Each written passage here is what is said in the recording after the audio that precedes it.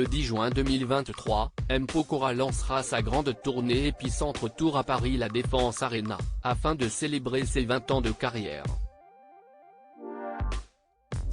CIST donc un show grandiose qui s'annonce, durant lequel l'ami d'Omar Sy chantera ses innombrables tubes, dont celui qu'il a révélé aux yeux du grand public, Elle me contrôle.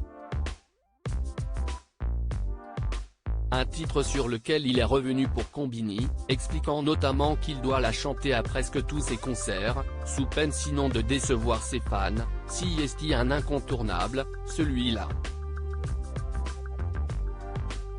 Je dois le chanter sur chaque tournée, sinon je me fais insulter par mon public. Dès que j'ai entendu le refrain, j'ai su que c'était un hit.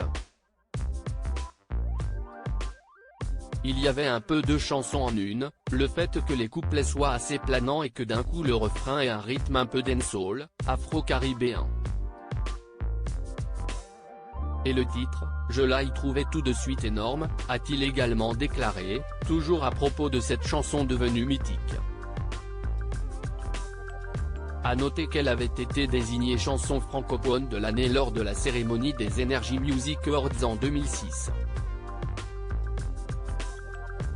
Mon épicentre, CIST ma famille. Pour rappel, 3 ans après son dernier projet, l'artiste de 37 ans faisait récemment son retour musical avec la sortie de son 9e album intitulé Épicentre.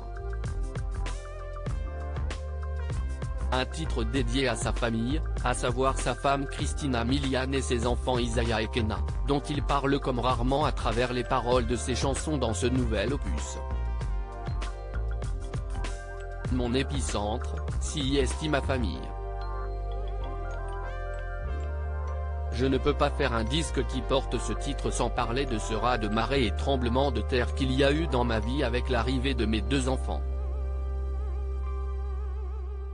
Ça a eu un impact important sur ma vie personnelle, expliquait-il récemment dans les colonnes du Parisien.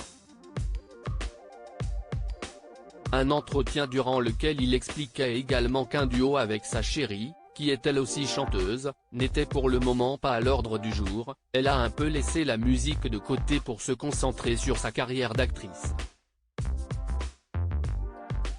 Et je ne veux pas trop mélanger le perso et le pro. Il faut qu'on garde chacun notre petit monde. Mais qui sait? Il ne faut jamais dire jamais.